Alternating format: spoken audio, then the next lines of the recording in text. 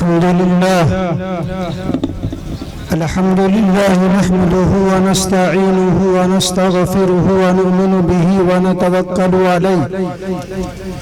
ونعوذ بالله من شرور أنفسنا ومن سيئات أعمالنا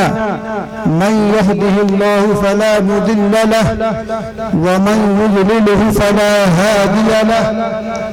ونشهد أن سيدنا وسندنا وحبيبنا ومولانا محمدا عبده ورسوله أما بعد أعوذ بالله من الشيطان الرجيم بسم الله الرحمن الرحيم ومن الناس من يتخذ من دون الله أندادا يحبونهم كحب الله والذين آمنوا أشد حبا لله وقال النبي صلى الله عليه وسلم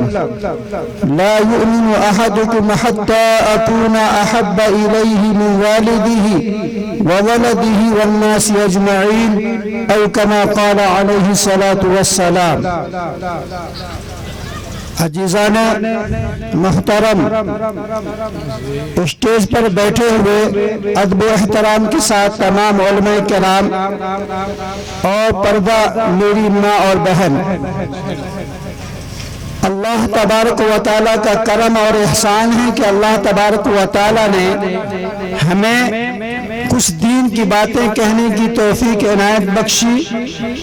اور آپ تمام حضرات کو سننے کی توفیق عطا فرمائی. دعا ہے اللہ تبارک و تعالیٰ کہنے سے زیادہ عمل کی اور سننے سے زیادہ عمل کی توفیق عطا فرما دے. میرا محترم، اللہ تبارک و تعالیٰ نے قرآن کریم کا نزول فرمایا اور اللہ تبارک و تعالیٰ کا کرم اور احسان ہے کہ اللہ تبارک و تعالیٰ نے ہمیں اور آپ کو آقا صلی اللہ علیہ وسلم کی امت میں پیدا فرمایا. قرآن کریم میں اللہ تبارک و تعالیٰ نے میں نے تلاوت کی ہے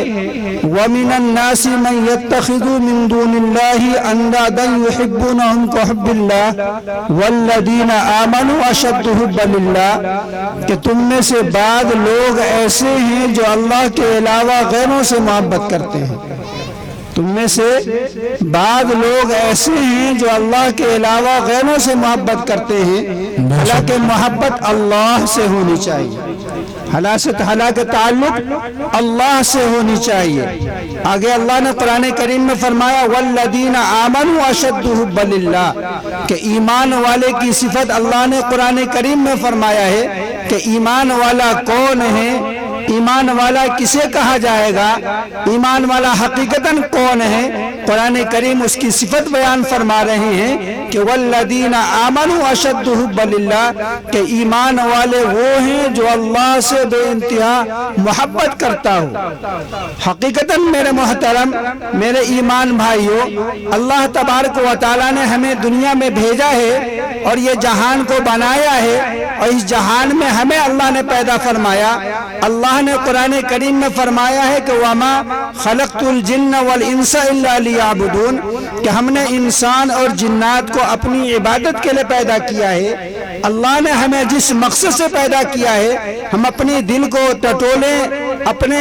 زندگی کا محاسبہ کریں، اپنے زندگی کا حساب لگائیں کہ اللہ نے ہمیں جتنی ابھی زندگی دی ہے، جتنی ہماری عمر ہو گئی ہے، اس عمر میں کتنے گھنٹہ کتنے منٹ ہم نے اللہ کے لئے خرچ کیا ہے، کتنے گھنٹہ کتنے منٹ کتنے سیکنڈ ہم نے اللہ کی محبت کے لیے، اللہ کی ذات کے لیے کہ اللہ نے جس مقصد سے ہمیں پیدا کیا ہے آیا ہم اس مقصد کے مطابق اپنی زندگی گزار رہے ہیں کہ نہیں گزار رہے ہیں. میرے محترم، شاعر نے کہا ہے کہ خودی کو کر بلند اتنا کہ ہر تقدیر سے پہلے، خودی کو کر بلند اتنا کہ ہر تقدیر سے پہلے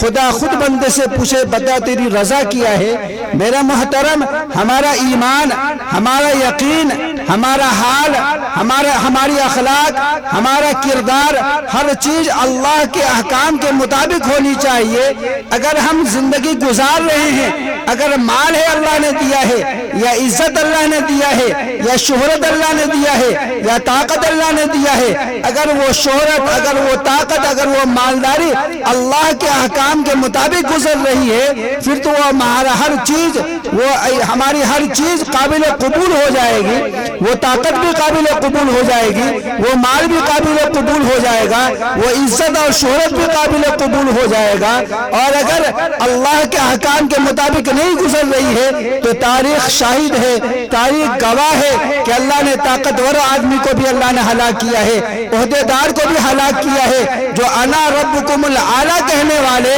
انا ربکم الاعلی کہنے والے کہ میں ہی رب ہوں، لیکن وہ اپنے رب حقیقی کو نہیں پہچانا اور خود اپنے رب ہونے کا اقرار کر دیا کہ انا ربکم الاعلی، میں سب سے بڑا رب ہوں، وہ بھی اپنے رب کو نہیں مانا، اللہ نے ہلاک کو برباد کر دیا۔ اللہ نے ان کو دنیا میں رہنے تک، قیامت تک کے لیے اللہ نے عبرت کے لیے ان کو بنا دیا کہ اے فرعون، تو نے مجھے نہیں مانا ہے، قیامت تک کے لیے لوگوں کے لیے میں تمہیں عبرت بنا کر رکھوں گا، تمہارے جسم کو نہ سڑنے نہ گلنے دوں گا۔ میرے محترم، آج بھی مصر کے آزاد خانوں میں فرعون کی لاش پڑی ہوئی ہے، کسی کو اگر یقین نہ ہو، وشواس نہ ہو، اگر میری آواز پہ اگر ان کو یقین نہ ہو تو جا کر دیکھ لے۔ میرا محترم، اگر ہمارا ایمان، ہمارا تعلق، ہمارا رشتہ اللہ سے اگر مضبوط ہو جائے گا، یہ دلی رشتہ اگر اللہ سے مضبوط ہو جاتا ہے، اللہ کی ہر چیز، ہر چرند پرند بھی اس کے مضبوط ہو جاتے ہیں، اس کے گن گانے لگتے ہیں۔